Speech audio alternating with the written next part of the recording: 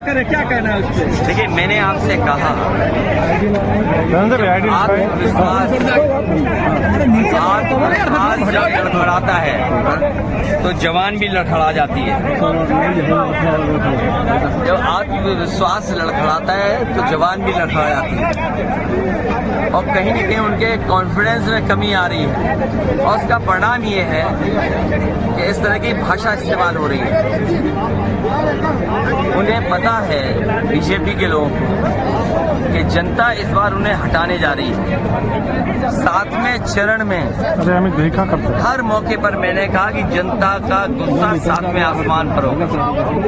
जो 6वें चरण में वोट पड़ा है, जो बौछार हुई है वोटों, 7वें में इन्हें 7 समुंदर पार जनता भेज देगी भारतीय जनता पार्टी के लोग। इनकी हर बात झूठी, वादे झूठे निकले। न किसान की आय बढ़ी, न नौजवानों को नौकरी रोजगार मिला और अन्याय की सब सीमा लांग गई। जब आप उद्योगपतियों का कर्ज माफ कर सकते हो तो गरीबों का, किसानों का कर्ज माफ क्यों नहीं कर रहे? सूदखोर की वजह से घटनाएं बलिया में हुई, गाजीपुर में सुनने में समय समय पे जगह जगह से आती।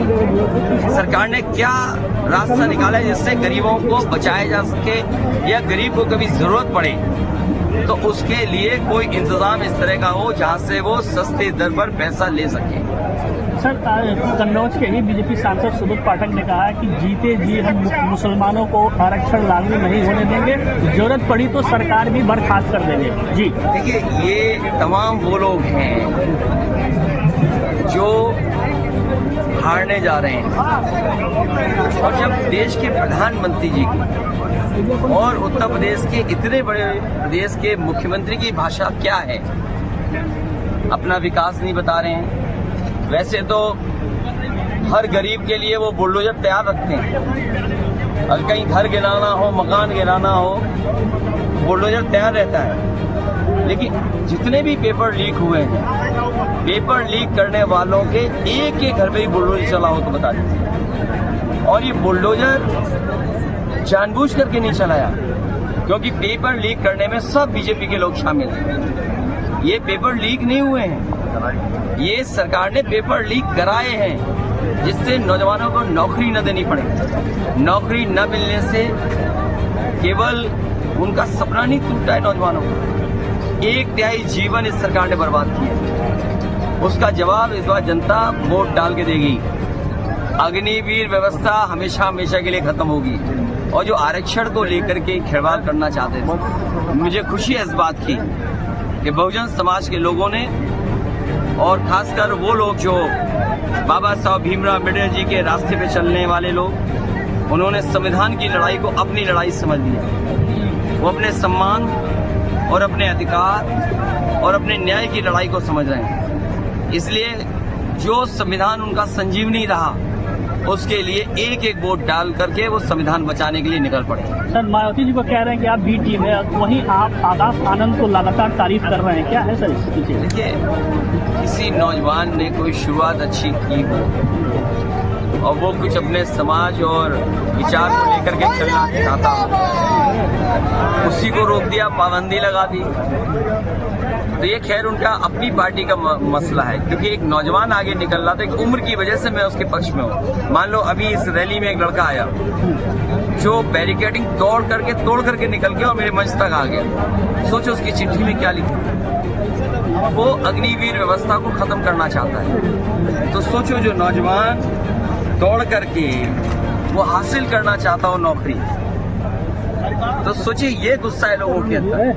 आपने अग्निवीर आधी अधूरी कर दी, कल को आप इन खाकी वालों की नौकरी 4 साल की, 3 साल की कर दोगे। क्या है, आप क्या कर रहे हैं आज से देश के साथ? और फिर जो गांव का नौजवान था, बलिया, गाजीपुर, पूर्वांचल का, ये वो है जो फौज में जाकर के सम्मान की नौकरी करना चाहता। आपने उसे सम्मान की नौकरी से दूर कर दिया।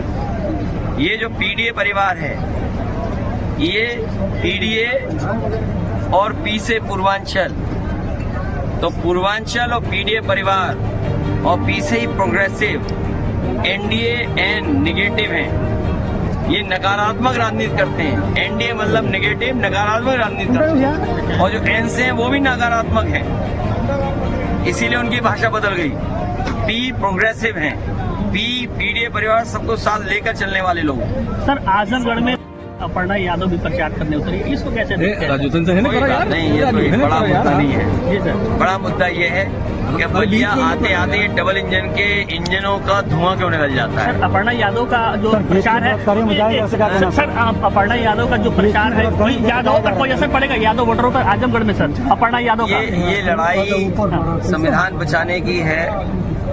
इस पीडीए परिवार के साथ सब जुट गए हैं और हमारे सनातन जी का नाम तो जानते हैं ना, इसकी शुरू अंत है ही नहीं, सनातन। और इन्होंने तो पहले दिन ही चुनाव जीत लिया, उससे बेहतर और कौन चुनाव जीत सकता था। पिछली बार तो रह गए थे, लेकिन इस बार रहने वाले नहीं हैं, इस बार लोकसभा में जाने वाले हैं। सर बीएचयू बलात्कारियों को बचाया जा रहा है, क्या कहना था? बीएचयू बलात्कारियों को बचाया जा रहा है। उनकी तस्वीर मुख्यमंत्री के साथ है जी सर, तस्वीर बीजेपी वालों के साथ है। अभी इतना बड़ा महिला सम्मेलन किया, लेकिन बीएचयू की बेटी के साथ जो अन्याय हुआ उसको याद ही नहीं आया। और सबसे ज्यादा असुरक्षित महिलाएं और बेटियां अगर कहीं हैं तो बीजेपी की सरकार में। आज ही आपने देखा होगा राजधानी में एक आईएएस परिवार के घर पर चोरी हो गई, डकैती हुई, पत्नी को मार दिया। ये कानून व्यवस्था है, सोचिए। एक आईएएस की पत्नी की हत्या हो जाए उसके घर में, और क्या कह रही है लॉ एंड ऑर्डर। इन्होंने लॉ एंड ऑर्डर अलग अलग कर दिया। ये लॉ एंड ऑर्डर केवल धर्म के आधार पे देखते हैं, अपने वोट के आधार पे देखते हैं। इससे ज्यादा अन्याय और इससे ज्यादा संविधान की धज्जियां कभी नहीं उड़ी होंगी जो भारतीय जनता पार्टी की सरकार बनी। सर चुनाव के दौरान नौकरी मिलेगी।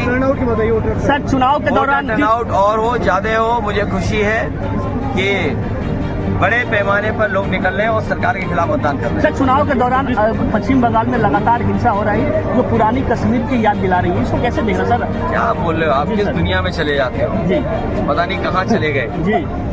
मैं आपसे कह रहा हूँ, प्रधानमंत्री जी का कॉन्फिडेंस लड़खड़ा गया है और हमारे मुख्यमंत्री जी ने योगा करते करते कैसे डगमगा रहे थे, याद है? बंगाल में ये दोनों डगमगा रहे और लड़खड़ाते लोग हैं। सर चुनाव में बंगाल में पिछड़ों का इसको मंच से बोल रहे थे कि निमंत्रण दिया गया था रामलला के उत्सव का, लेकिन अरे यार कितने ज्ञानी है वो, कितने ज्ञानी। आपने उनका ज्ञान का नहीं सुना आपने कि जो इंजेक्शन लगाया है शरीर में वो वापस ले लिया जाएगा। आप बताओ कैसे वापस ले लिया जाएगा? कितना तो ज्ञान है उनके पास। भगवान जिसको बुलाते हैं उसे कोई रोक नहीं सकता। सर इस बार और कब बुलावा आ जाए किसी को पता है। सर बंगाल में हिंसा नहीं हो रही है? बुलावा आएगा तो जाएंगे। सर बंगाल में हिंसा नहीं हो रही सर? चुनाव में हिंसा कल एक प्रत्याशी को दौड़ा करके उसको किया गया।